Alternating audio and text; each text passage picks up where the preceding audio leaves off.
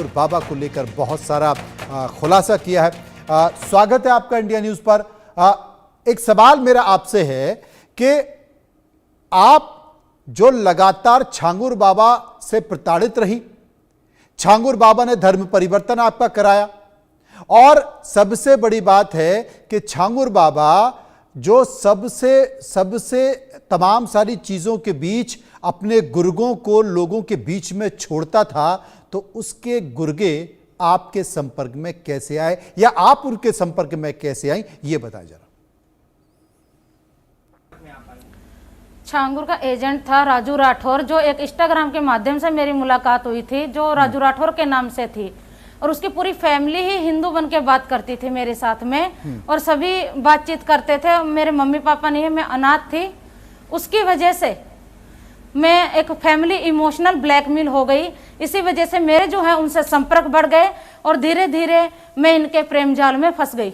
ये सबसे बड़ा सवाल है, ये सबसे बड़ा सवाल है कि सोशल मीडिया में, चाहे वो इंस्टाग्राम हो, फेसबुक हो, कम से कम उससे बचें और उसके भरोसे आप किसी से जुड़ने की कोशिश ना करें। ये ताजा उदाहरण है जो कि धर्मांतरण का शिकार हुई है पीड़िता, जो हमारे चैनल पर बैठी है। एक और सवाल आपसे कि छांगुर बाबा और उसके गुर्गों ने आपको क्या क्या लालच दिया, जरा बताएं। इन्होंने मुझे ये कहा था कि तुम ब्यूटिशियन हो, तुम यहाँ आ जाओ सऊदी में, तुम्हें अच्छी कंपनी में जॉब लगवा दूंगा और तुमसे शादी करके मैं यहीं सेटल हो जाऊंगा। ये बात मेरे से कही गई थी। इसी वजह से मुझे 2021 में सऊदी बुलाया गया और मैं सऊदी चली गई। वहां जाने के बावजूद इन्होंने वीडियो कॉल जब छांगुर को की, यहाँ इंडिया के अंदर जो उतरौला उसके अंदर है, जो बलरामपुरा क्या है, उधर कॉल के जब पता चला, जब उन्होंने बोला कि लड़की पहुंच चुकी है, इसका धर्म परिवर्तन करवा दीजिए। बिल्कुल, दर्शकों को यह समझना होगा कि पहले सोशल मीडिया यानी कि इंस्टाग्राम, फेसबुक के माध्यम से दोस्ती करना, पहचान बढ़ाना, धीरे धीरे फंसाना, फिर विदेश में यानी कि खाड़ी देशों में, मुस्लिम देशों में नौकरी का लालच देना और उसके बाद धर्मांतरण करना। एक बात और बताइए, धर्मांतरण को लेकर आपसे क्या कहा गया? धर्मांतरण से लेकर मुझे यह कहा गया कि आप इस्लाम में आ जाओ। हमने काफी लड़कियों को यहाँ सऊदी में ला के, अरबपति हैं, करोड़पति हैं, उनसे उनके निकाह करवाए हैं। तेरे लिए भी अच्छा सेक दे रखा है। अगर मैंने वहाँ पे विरोध किया तो उन्होंने मेरी अश्लील वीडियो वहाँ बना ली। उसके माध्यम से मुझे लगातार ब्लैकमेल करते रहे।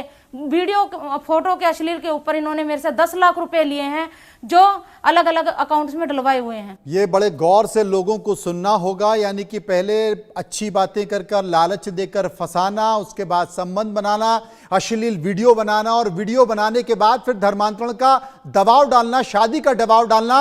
अब एक सवाल और है आपसे, आप धर्मांतरण के लिए क्यों राजी हुए?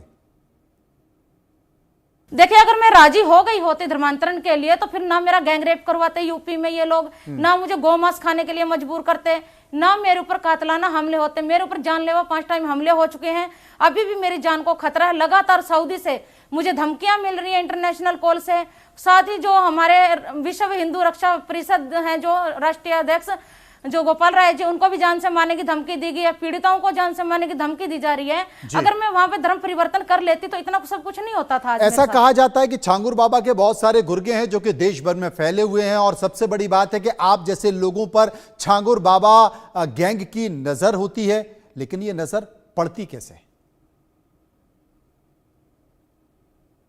ये लोग सोशल मीडिया पे यही काम करते हैं। लोग यही देखते रहते हैं कौन कहां पे कैसी लड़की है, कैसी नहीं। इकलौती लड़कियों को ये ज्यादातर खासकर टारगेट बनाते हैं, जो अपने माँ बाप की इकलौती वारिस होती हैं, जो अपने माँ बाप की जायदाद जमीन की जो अकेली हकदार होती हैं। इनकी नजर लड़की पे भी होती है और उसकी प्रॉपर्टी के ऊपर भी होती है।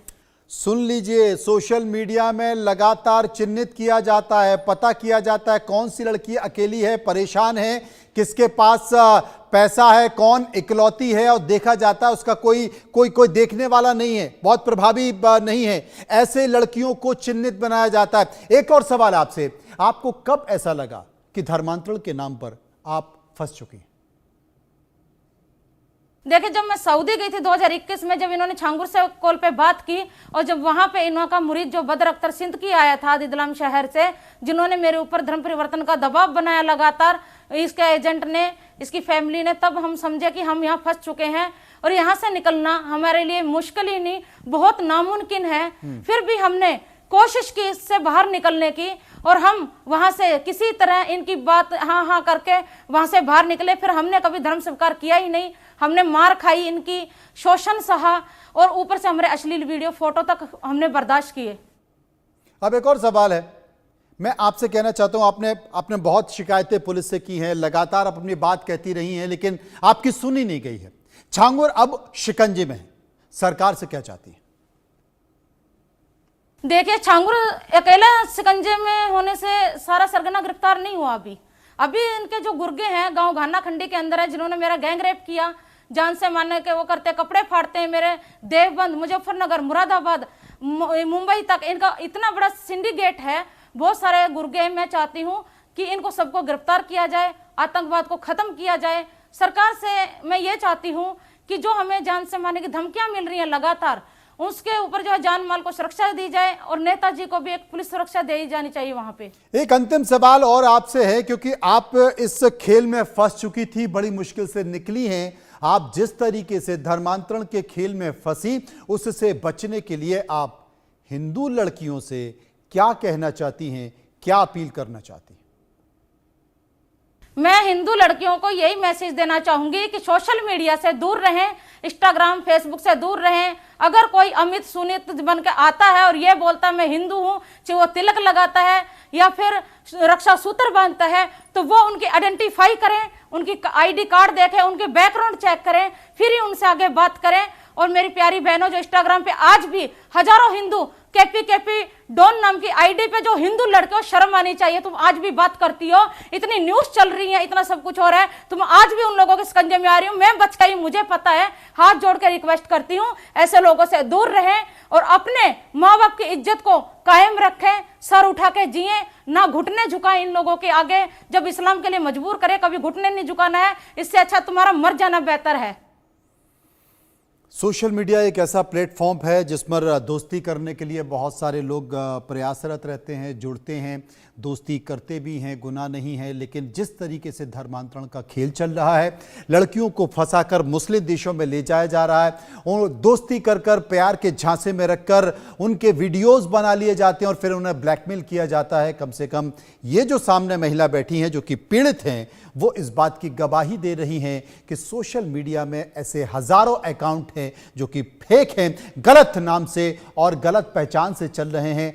अगर आप उनको नहीं पहचानेगी तो आप फंस जाएंगी। बहुत बहुत शुक्रिया आपका, जो कि आपने अपील की और एक पीड़िता का दर्द हमने रखा, क्योंकि हमारी जिम्मेदारी है। फिलहाल रुकेंगे यहाँ पर कुछ पलों के लिए, वापस आएंगे तो आप